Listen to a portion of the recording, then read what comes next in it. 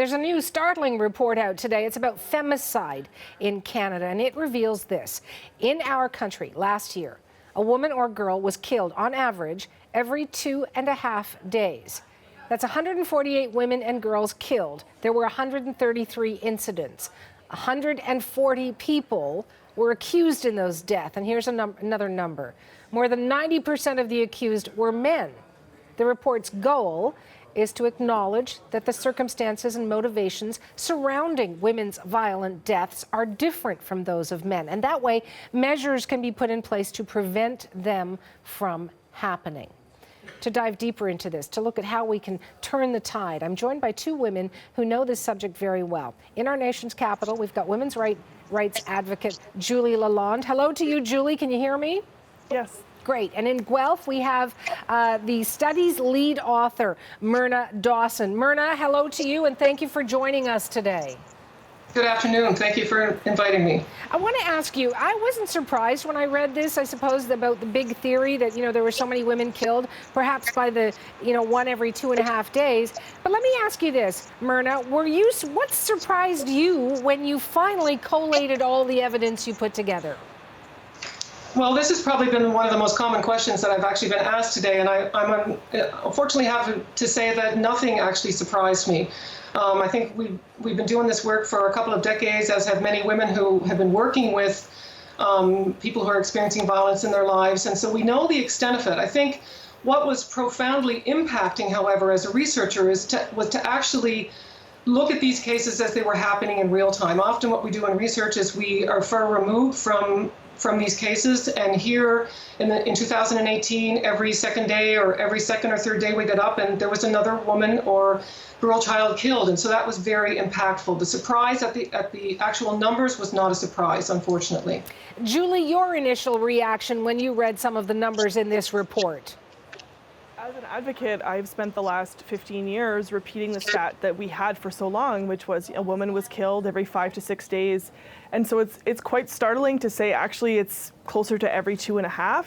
And even just myself as an advocate, hearing myself say that and seeing the impact, the way it lands in a room, I mean, that is horrific. And I think, as Myrna said, to really be able to track that and to map it and to see it laid out like that in black and white, I think makes it hard to ignore.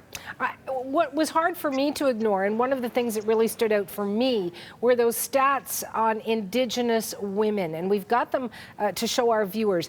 Indigenous women are only 5% of the population, yet they represent 36% of women and girls who are killed.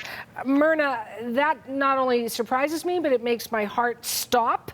It makes me think, does anyone wish to be an Indigenous woman in Canada when there are so many issues? What's behind that statistics, Myrna? Well, okay, so a couple of things. I want to sort of go back to the number one woman every 2.5 days. So I want to clarify that this report captures all women and girls killed, regardless of the gender of the accused. And so that's the one every 2.5 days. To my knowledge, the one every 6 days is referring to women who are killed by a current or former male partner.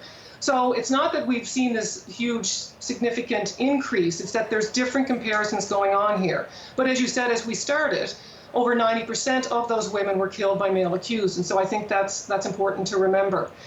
With respect to the situation with Indigenous women and girls, I think that anyone who wants to suggest that there's no systemic racism or discrimination in our society should then say, I want to be an Indigenous woman or girl.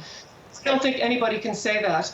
And I think one of the things that was very impactful, even though I understand and am aware of the issue with missing and murdered Indigenous women, as most of us should be by now, and that we have the inquiry ongoing, is I really feel that women and girls, Indigenous women and girls, are under siege. And I think it has to do with systemic discrimination, ongoing impacts of colonization that are just not being recognized by our Canadian society.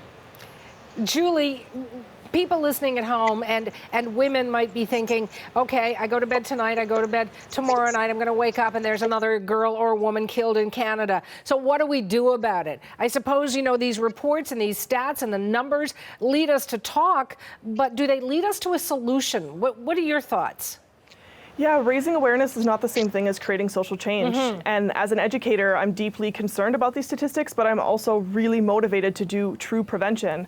And the first thing we have to realize is that the vast majority of violence against women can be prevented.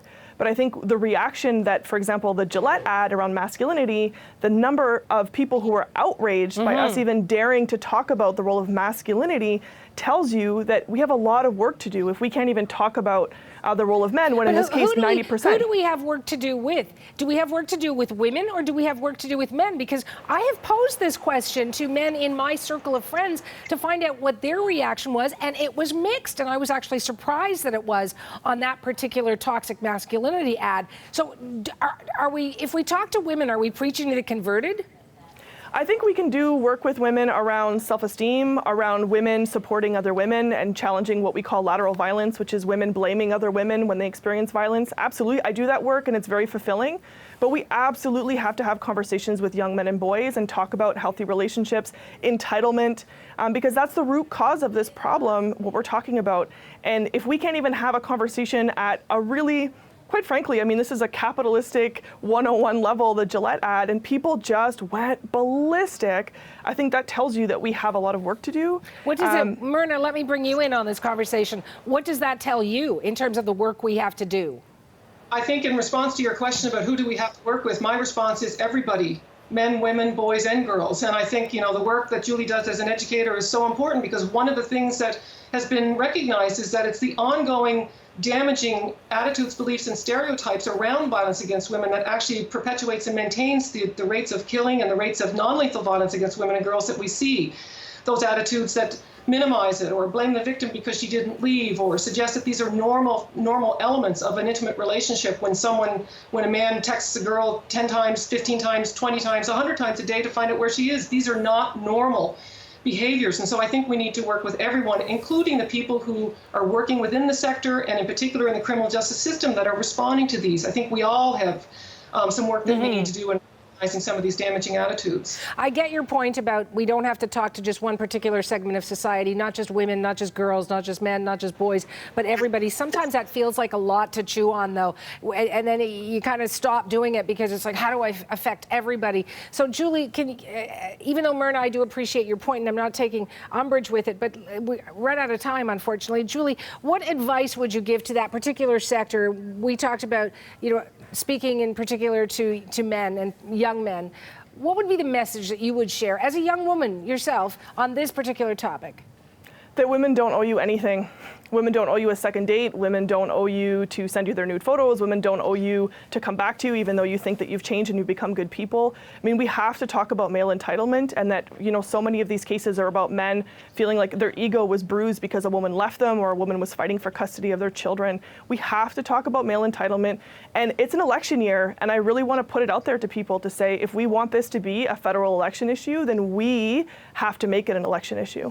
I'm going to take that to heart, because we are doing a lot of election coverage here on CBC News Network as a public broadcaster leading into October of this year. And I think that's a really interesting panel discussion that we could have about not only women and their voices, but women and their voices in politics. I want to thank you both for your time. You're fascinating. Julie Lalonde is a women's rights advocate. She is in Ottawa, and Myrna Dawson is the study's lead author in Guelph. Goodbye to you both.